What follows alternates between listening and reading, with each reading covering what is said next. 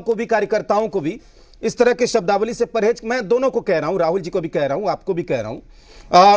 ठीक है, राहुल आनंद जी भी जब बोल रहे थे, चलिए किशोर कुणाल जी, संसद के बारे में ये कहा जाता था ना कि वहां पर जो होता था, चलिए विधानसभाओं में तो कई बार आ रहा हूं मैं आ रहा हूं स्नेहासी से, मैं आ रहा हूं जिम्मेदारी के साथ। हाँ, मैं आपने कहा कि कांग्रेस, हाँ आपने कहा कि कांग्रेस के लिए गद्दार है, ठीक है, मैं आ रहा हूं स्नेहासी से, मैं फिर आऊंगा आपके पास।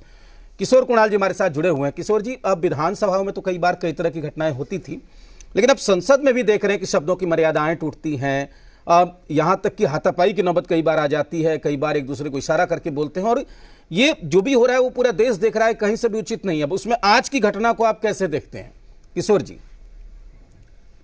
देखिए बहुत ही दुखद है। राहुल गांधी जी सिर्फ एक व्यक्ति नहीं, सिर्फ एक सांसद नहीं, बल्कि नेता प्रतिपक्ष संसद में है, पार्लियामेंट में है, लोकसभा में। इस नाते उन्हें शैडो सीएम भी, अगर शैडो पीएम भी कहा जाए तो गलत नहीं होगा। और उस शैडो पीएम की भाषा अगर सड़क छाप हो जाए तो यह लोकतंत्र के गिरते हुए मानक को स्थापित करता है। जिस प्रकार से राहुल गांधी जी ने बेअंत सिंह के खून को, बेअंत सिंह जिनका पूरा जीवन, यूं कहें तो उनका जीवन ही आतंकवाद के खिलाफ लड़ते हुए निकल गया, उस परिवार के व्यक्ति के लिए गद्दार शब्द का इस्तेमाल किया।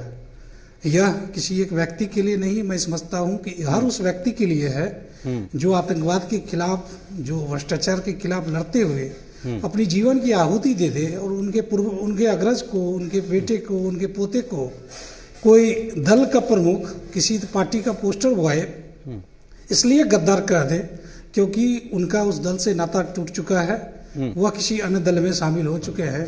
राहुल गांधी जी जिस प्रकार से यंग मैन होने का क्लेम करते हैं, यह भाषा बताता है कि वो एंग्री नहीं, एग्री यंग मैन है। इस तरह से एंग्री होके, इस तरह से आप किसी को जोड़ तो पाएंगे नहीं, और कहते हैं आप वापस आएंगे। मैं पूछना चाहता हूं वर्धन साहब से कि क्या गद्दार को पुनः फिर से वापस लाना चाहेंगे आप?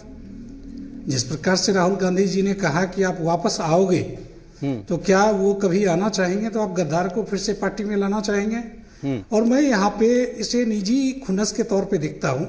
मैं देख रहा था कुछ रिपोर्ट्स को, हिंदू में छवि खबर के अनुसार बिट्टू जी ने भी राहुल गांधी के लिए कई बार आलोचनात्मक शब्दों का इस्तेमाल किया।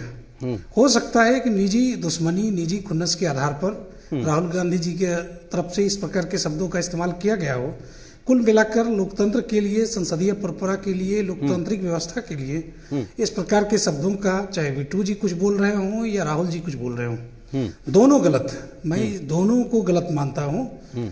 कोई व्यक्ति को संसद परिसर में धरना प्रदर्शन करने का अधिकार है, उसे कारगिल से जोड़ना या किसी अन्य घटनाक्रम से जोड़ना भी गलत है।